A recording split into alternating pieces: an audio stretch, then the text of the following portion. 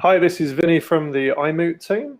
I'd like to welcome John Reddin from Mobile Learning, talking about mobile and data-driven insight and learnings for effective mobile deployments. Thank you very much, John, for presenting iMoot17 for this repeat session. I hope everybody enjoys the presentation. Thank you very much. Thanks, Vinny. Much appreciate the introduction, and hello to Janice and Dot. Look, it's terrific to have you here. I'm delighted that you are. Just briefly about myself, I'm the Director of Operations for a company called Mobile Learning. .io. Mobile learning, as you might imagine, our focus is very much about learning in the mobile space. What we particularly specialize in is the mobile deployments across the education's sector. That's beyond K-12, so college, university, and also the corporate sector. We integrate very deeply into LMSs, most particularly Moodle, but also a derivation of Moodle for the corporate space, an LMS known as Totara and Totara Social. You might be familiar with them. Look, today I wanted to give you an insight into what we have learned at the coalface in regard to mobile usage. And just give me a moment. So essentially, just to walk you through, why mobile? Why one? Are we involved in that space? Why am I taking the time to talk about mobile with you? And also, why have you taken the time to listen? Why should we be looking at mobile as something distinct? Particularly interested in mobile in education because a lot of the Narissa. Because a lot of the information we have about mobile usage and what people do is around mobile in general society, rather than education per se. So I particularly just want to share some insights we have from that. What do users want? We do an awful lot of polling, surveys, you name it, to ascertain what it is they want. Things for you to consider in relation to mobile and thinking about Moodle and mobile, education and mobile, learning and mobile. And finally, some takeaways, key takeaways for you. Okay. Oh, by the way, any questions? Hello, Dot. Yeah, I thought so. Okay, bye, Dot. So great. I've got Narissa and Janice. Janice, I know from, Janice, you've told us you're from Vancouver, British Columbia. And Narissa, would you mind telling us where you're from? And while I wait for your reply. Oh, New Zealand. Terrific. I'm just back a few weeks. A few weeks hence, I was in Wellington, windy Wellington, although the wind did not blow. I was in windy Wellington for a Totara conference. Totara is as I said earlier, an LMS that's been crafted from Moodle for use in the corporate sector. Anyway, welcome, Narissa. Okay, on with the show. As I said to you, does mobile matter? Why should it have any focus put on it at all? And I think this might give us some indication of just the profound change that's occurred since 2007. Later this year, we'll have the 10th anniversary of the introduction of the iPhone. And while mobile phones in a very cluttered brick form were there beforehand, I think it was Motorola, the iPhone is the one that changed user behavior and expectations around mobile. This is a photograph, maybe you recognize it. It's St. Peter's Basilica in Rome, 2005. It's the announcement of the popes. 2005 is Pope Benedict. 2013 is Pope Francis. As you can see, exactly the same kind of cohort, types of people that are there, same spot, and look at the difference. Yes, I think it's fair to say mobile devices had well and truly arrived. And that was 2013 with an introduction from 2007, as I said, the iPhone. That was in the space of 6 years. In the 3 years since 2013,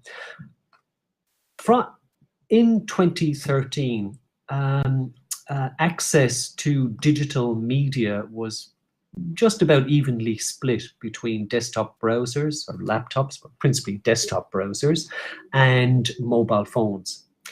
3 years later, and the equation had completely flipped in favor of mobile. And we're at a stage now where pretty much 2 out of every 3 digital minutes are spent on mobile devices, and the 1/3 is desktop. So there's a profound shift there in terms of how we're now accessing digital content. We have shifted to the mobile phone as the principal device.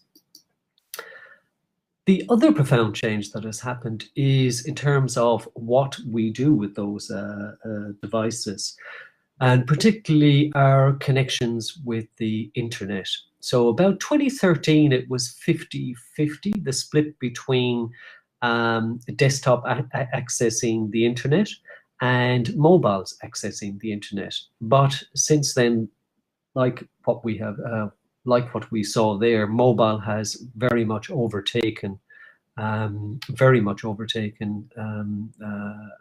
the desktop in terms of accessing the internet, and we're starting to hit a point where 60% of all access to the internet is by mobile phone. Well, certainly by 2020, but it's moving very quickly. Where are we now? About 52, so over half. Now we are getting to a point where pretty soon we will have an entire generation where their notion of connection to the internet is through a mobile phone, and in fact their notion of a mobile phone is as an internet connection device. So what we are talking about, very profound shifts in user behavior, and user behavior around what they consider their principal device for connection to the internet, and that is mobiles. That's society at large. What about mobile in particular? As I mentioned, we specialize in mobile learning, particularly engagement, Moodle engagement, and Totra, but Totra LMS engagement on mobile devices, principally around building native apps for Moodle and Totra. But also a big part of our business, the core of our business, is learning analytics. So we're very much about collecting the data, analyzing the data to arrive at insights about people's behavior and what it is that they do in the education space. These are some of our clients, our partners in relation to learning analytics, and they cover the range from university through to colleges, RTOs as we call them here, registered training organizations. And in size, we're looking at from 250 students through to 10,000 students, etc. Mixture of blended, face-to-face, and complete online distance. And yes, this is very much our mantra in relation to data. It's God's about the only one we trust, if we can say that, and all others have got to bring data. Or as we put it, the plural of anecdote is not data. We want to look at the data to arrive at some truths, or what perceived truths around how people are using mobile and what it means to them. So we track data behavior at an institutional level. That's right across the organization, right down to the course, and then most importantly, the individual. We use a mixture of Moodle logs, which you're probably familiar with, Google Analytics, and then Tableau, which is a data visualization software, business intelligence software you might be familiar with or heard of. But the core of everything we do is Moodle reporting. In other words, what can be extracted from the Moodle database, which I'm sure you might know about the logs and completion activity reports and things like that. You certainly need some Excel data crunching skills. You'll certainly find those useful if you want to get down into the belly of the beast of Moodle reporting. So some of the things that we've looked at, this was something I was speaking to Janice about earlier, which was operating systems. So, between iOS and Android, yes, I know we have Windows out there, but the penetration of Windows is small and diminishing. It really is. I think the battle has been won. It's iOS and Android. So we ought to particularly understand, does the education sector mirror what's happening in general society. And in general, this is a breakdown from an organization called GSMA. If you want to get some really good mobile trend stats, just go to gsma.com. They organize a big mobile conference in Barcelona every year. They certainly are the spearhead when it comes to being able to share great data on what's happening in mobile. So this is some information. Look, fair enough, it's the US, it's 2015, but I haven't seen much change in this. And while there are variations in different pockets around the world, this certainly mirrors, for want of a better word, English-speaking Anglo-Saxon neighborhoods in the globe. And what you're looking at here is iOS. Apple takes up about 35%, and then Android in its different forms and manifestation takes up about 62%. As we say, Windows 2%, BlackBerry, I'm amazed it's still there at 1%, but there you go. So essentially, look, it's a 2/3, 1/3 split in the general population. But have a look at education. It's actually quite a remarkable flip. iOS is the predominant device and platform in use in higher education. So despite what I would have thought was student sensitivities to price, in fact, when it comes to it, yes, maybe it's Steve Jobs and design, it's usability, it's functionality, or whatever. But bear in mind, particularly if you're talking about rolling out mobile deployments and you have to make choices about which platform first, I'd certainly, I would roll out Apple first before you get to Android, because you'll find that'll take over 2/3 of your usage. More, yes, style, yeah, I agree, Janice, definitely. Now, interesting enough, and I think this gets to the heart of how you deploy on mobile, which was how were people accessing Moodle with mobile? By that I mean crunching the data to understand, knowing that I can access my Moodle on a desktop stroke laptop through a browser, or on a mobile phone, again through a browser, whether the site was optimized for mobile or not, and then through an app. Does it have an effect on the behavior of people and how often they accept access? Excuse me. This is a mobile browser view. In other words, I've opened, I think it's Safari, yeah, Safari in this instance. I've logged on to a client's website, college website. That's the home page there on the left. I've tapped into a course. That's the opening page. And then, you know, if I want to go further, I pinch, zoom in, and there you can see I can tap on things and get it. That is a Moodle theme that is not mobile friendly. So it's not optimized for mobile. It's non-responsive, as they call it. And looking at the data for that kind of, well, what kind of mobile access?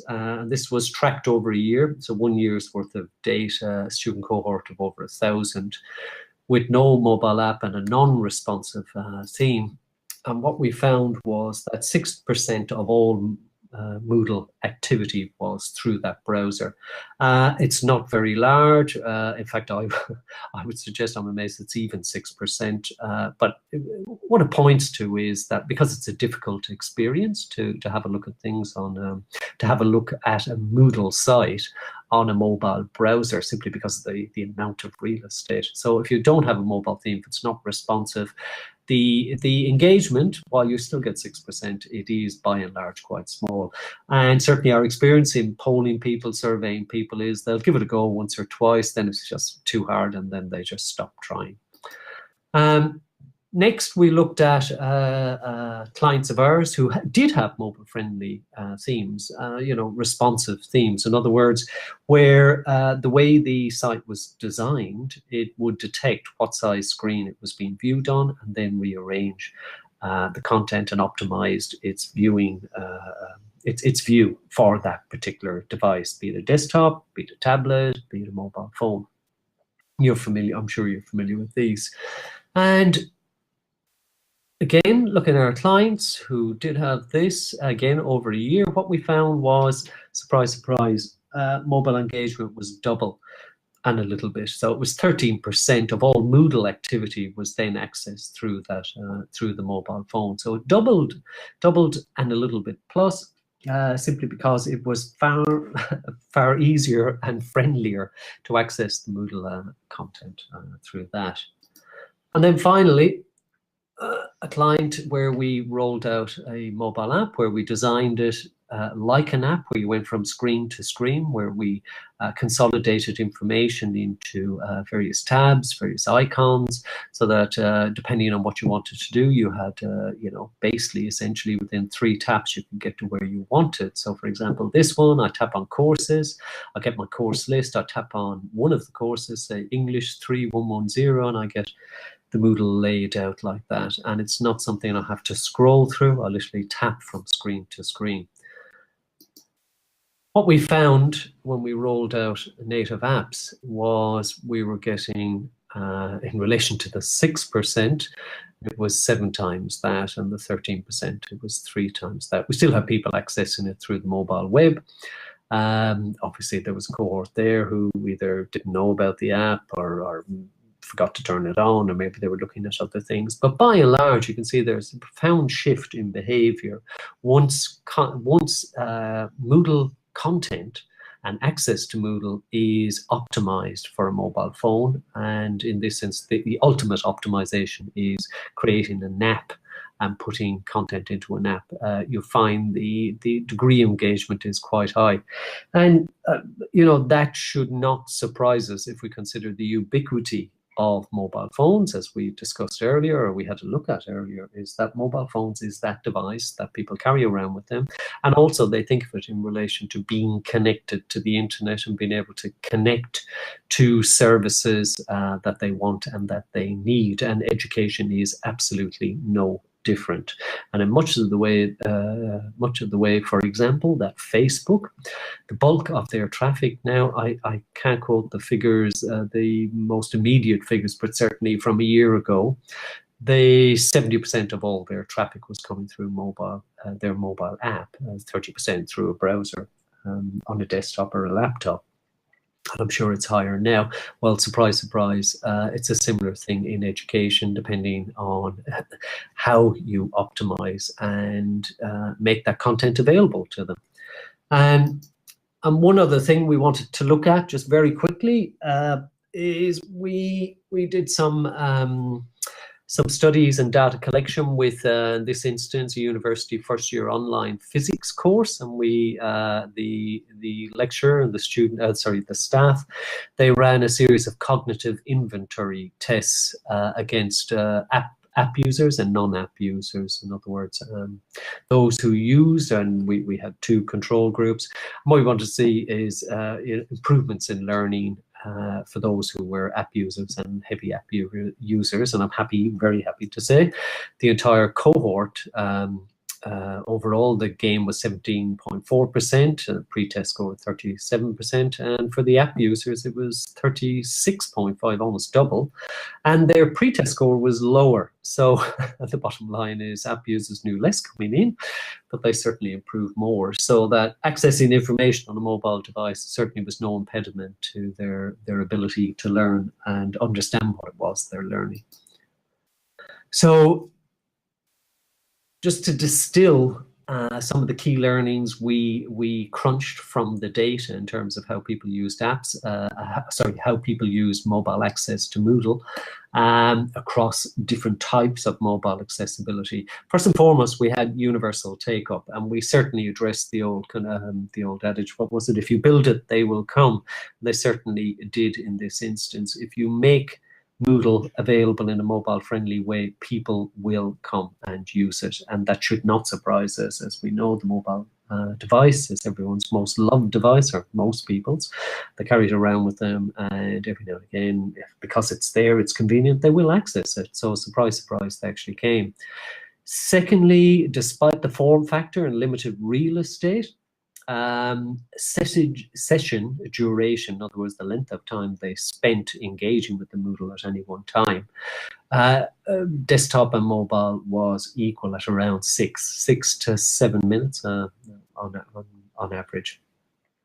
Here's a very interesting stat that we pulled out. LMS, Moodle engagement. For every 100 engagements you had prior to the introduction of a mobile-friendly delivery of Moodle, for every 100 before, you had 125 to 145 afterwards. So yes, 25 to 45% increase in overall engagement.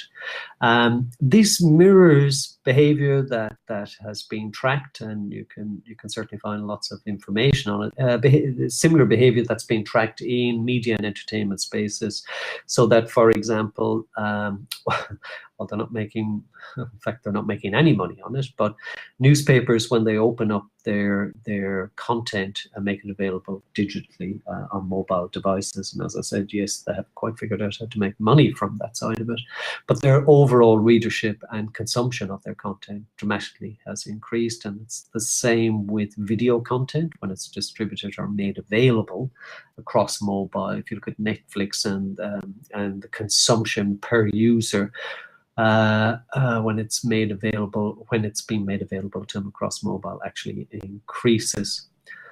So yes, it's the same thing happens with Moodle and education, which is gratifying for us all. Mobile access, as we saw there, grew from 6% to 45% in the end when you move from non-mobile friendly themes through to fully native app. That's the kind of increase or access that you can see. And as we saw, greater gains in cognitive inventory tests. As I said, that's data, the analytics, very important to us. We also do a lot of work, focus groups, user consulting groups. We bring people in, we get them to, we observe them playing with the app or playing with, accessing their Moodle desktops, laptops, through mobile devices, tablets, etc. And we poll them and query them and build groups of people that we use, that work with us in terms of developing mobile access. So from that, we wanted, we wanted to ascertain what was it that they actually wanted. And yes, folks, shock horror, they actually wanted us to focus on them. And I mean this in relation to too often decisions that are made about an end user, in this instance, a student, and whether what they might want and where they want their Moodle, first and foremost on a mobile device, but also how they want it on a mobile device and why they want it on a mobile device. Invariably, that decision has been made by someone who isn't necessarily on the go in the same way a student is. In other words, it could be an administrator or decision maker who invariably is in an office, sitting at a desk, who's principally accessing Moodle and the LMS through a desktop, and that there's a disjoint there, so that it behoves us to actually focus, as they say, on the user. And yeah, the simplified form, yes, it wasn't about the software, it wasn't about the device, it was actually about what the user wanted to do. What they want is flexibility and mobility.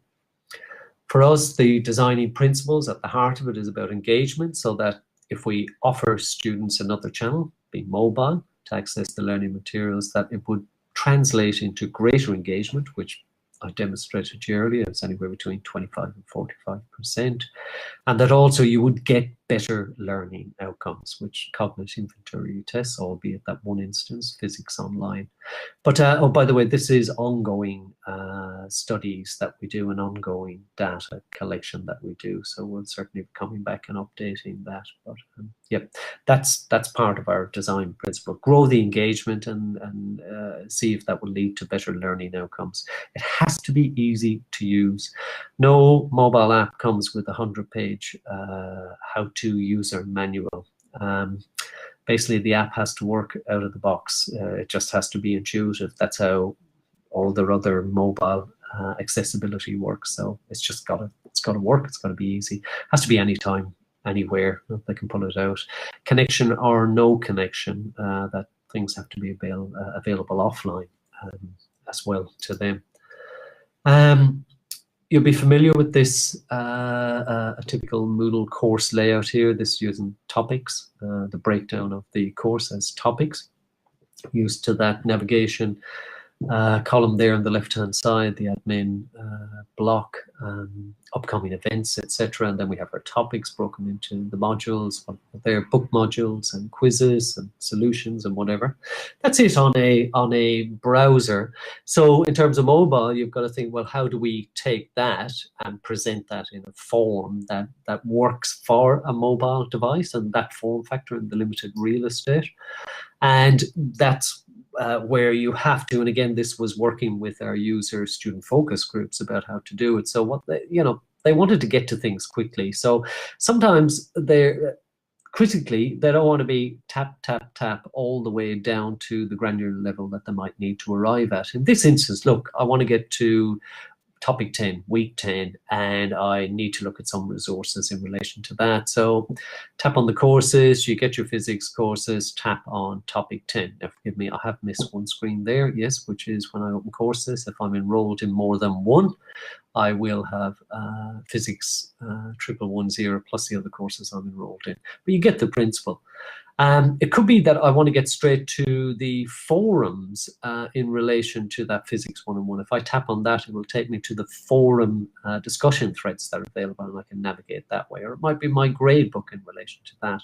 But you see the principles behind it. It's about navigation and simplicity, and that's the way we have to think about it. We have to leave behind us that browser view we're used to, because it's all well and good. We've got a mouse and a mouse wheel, so we can afford to scroll down, but in mobile world, that's the scroll of death, and we can't have that. And again, different screens. In this instance, as I said, we've broken it into 3 tabs. You'll see them there at the bottom, section 4. One is built around Moodle, the learning management system. The other one's built around resources that they want to access, and then finally facilities, which are student support services, news feeds, marketing, things like that. In a nutshell, consolidating all of that, what we have found is that what students want first and foremost is mobile access. They do want access to their Moodle, to their LMS on their mobile devices. It has to be simple, single sign-on, exactly like Moodle. Once you log in, you never have to log in again. They want all the resources in one place, and not just Moodle, as I showed you from the previous screens. They also want their other institutional resources to be inside the app. They don't want just a Moodle app that they then have to close down to go off and open a browser to look at other college services. That's the idea of pulling everything into one place. I know it's the bane of all of us trying to ensure that any communications you do have with students, that they actually do read them and whatever. Well, there's no doubt about it. People do respond far more, or shall we say, they'll acknowledge their responses far more on mobile phones through text messaging, SNS, SMS, etc. But they're very particular about what it is that they want to see coming through. And really what they want are alerts for their assignments, their exams, due dates. It's things like that. Shocker. Yes, what is it? In the race of life, always back self-interest. At least it's trying. And they want, alerts for their assignments and exams, because that pertains to their final outcomes. They want offline access. They like using the mobile's hardware as part of their coursework. In other words, being able to take images, audio, video, things like that. So think about that. It's personalized in relation to them, which obviously it is through their Moodle login. They only see what relates to them on their Moodle. Also, that it integrates as a native app does integrates into their app ecosystem. By that I mean they can send stuff up into their Google Cloud, their iCloud, or whatever it is, or pull stuff down from that into the app as part of their teaching and learning. Mobile, I don't know if any of you look. I've got some pointers here, but one thing I had the pleasure yesterday of listening to Stuart Miller, who was presenting on, typical, forgive me folks, I've just lost that piece of information. Moodle Bytes, a company called Moodle Bytes, and it was about courses, free courses that they offer, and they offered a wonderful course on Moodle Mobile. So look out for it. It's called Free Moodle for Mobile. It's a MOOC. It's Stuart Miller. It was one of the presentations yesterday, Moodle Bites. Have a look at that. They do great resources around things to think about when it comes to creating courses that are mobile friendly. As I said, at a minimum, make sure you're deploying at least. That's it. Yes, next November. Thank you very much. That's it, Stuart Miller. Thanks, Narissa. That's it. Terrific, absolute terrific resource, and I'm certainly encouraging people to have a look at it. With mobile, I say, at a minimum, keep in mind you've got to have at least a responsive mobile-friendly theme. Get a native app if you can. The Moodle mobile app is good. You'll need someone to look after that. Just like a native app, you'll need an organization like ours, a company like ours, to deploy it. Use the topic course layout. That's a week by week. So structure where you have a general intro, you'll have assignment information, you might have resources needed for the whole course, and then week by week topic course layout. Large fonts, obviously, because simple formatting. Keep it simple for mobile, otherwise you clutter what is very, very limited real estate. Image sizes to a minimum. Time and again, we have to work with tutors, teachers, lecturers, where yes, on a desktop, no one worries about an image size that's, it's 100 megabytes, a beautiful photograph that you've taken in high res. Well, for mobile, having to download that is a bit of an issue, so do bear that in mind. MP3 for audio, MP4 for video, they're 128 kps, whatever.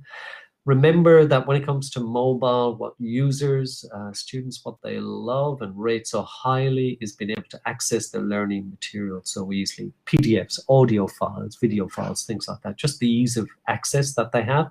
And particularly forum activities, which I really don't think, I suppose, really should be a surprise if you think forum is chat and whatever, which is something they're used to doing on their mobiles.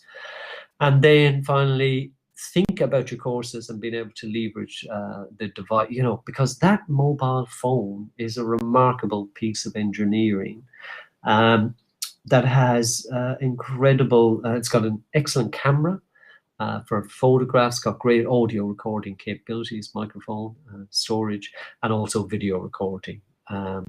So bear that in mind in relation to the kind of exercise and engagement that you give to students, because they actually enjoy it and it integrates quite well with it. Your mobile solution, look, it happens even with Moodle Mobile. It won't hang there on its own. You do need someone to deploy it and look after it. And whatever solution provider you find, make sure it deeply integrates into your LMS and it's not just a surface skim, because that will allow you to achieve being able to dynamically modify content. In other words, modify it once on the desktop, and then then it's modified accordingly for mobile, etc. Because that will allow you then to personalize learning experiences for students. One thing I stress, and you would have seen me earlier in relation to data, is make sure that you, if it's not there already, that you build the capability inside your organization to track users' engagement. Learning analytics, its time has arrived. We really need to get our head around it, because there's a lot we can get from it. And certainly implementing a truly mobile solution is an opportunity to also close the loop on learning analytics, because what that will allow you to do is look at workflows and behaviors. It'll allow you to plan intervention strategies, students at risk, or what courses are working well, or what students are you seeing are doing quite well, and maybe what can you learn from that in relation to students who are not doing so well. Things like that, and allow you to craft communications to individual or groups that save time, because I think that's a critical thing. All of this is about helping us save time, because we have far too much to do, and we'll continue to be giving too much to do. It's typical layout of, for example, our ecosystem operates where it's, again, it all hangs off the Moodle LMS, learning management system, the bottom left, integrated through a cloud, which allows analytics, tracking, security that you need, push notifications out to the app. Final takeaways, and thank you for your patience coming this far. Your final takeaways. when you deploy a true mobile solution for your users, you have to own it. You have to be out and proud about it. There's a curious thing we have seen time and again. If you just chuck it over the wall, so to speak, and let them get on with using it and consuming it, curiously enough, what happens is they think you don't care about it, so why should they? In other words, when you implement a mobile strategy, get on the front foot and communicate that ad nauseum to your students and tell them what a wonderful thing it is, and you've done it because you've listened, and this is what you're doing for them. They will very much embrace it then, and that's been our experience time and again. Because what you're demonstrating is that most important thing is the end user focus. This day and age, as it applies, I mean, we all know very much in retail how much a focus on the consumer, the customer, the end user, how important that is, and how, you know, companies like Amazon have taken that to crazy levels. So we have to understand that that's a user expectation behavior that's there. So we have to start thinking about that end user. You must always ask yourself as the question, despite the pressures of time and resources that we're all under, we do have to ask that question: what does that end user need? What do they want? What does that student need? What do they want? And we have to get out there and find out. So we have to start communications with them. And, you know, when you start, unfortunately, you can't park it. You've got to continue it. We have plenty of information of ways to certainly take time and pain out of that, but you just need to bear in mind that that's what you need to do. And then finally, and I can't say this often enough, is get your analytics into shape. Make sure you can measure it so you can manage it. Because if you don't measure it, you certainly can't measure it. Can't manage it, I should say. Thank you very much, folks. There are my contact details. I very much encourage you to get in contact if you want to know any more. If there's any way we can help you. And any questions?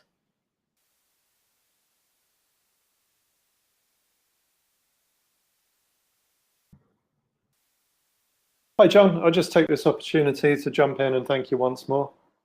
Not at all, Vinny. Pleasure. Great stuff. Great stuff. Really interesting. So yeah, thanks for presenting. If there's any more questions, then please do ask John.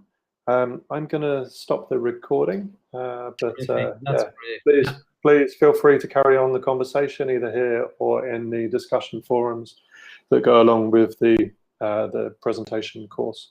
So thanks, John. Cheers for presenting. Thanks very much, Vinny. Talk again.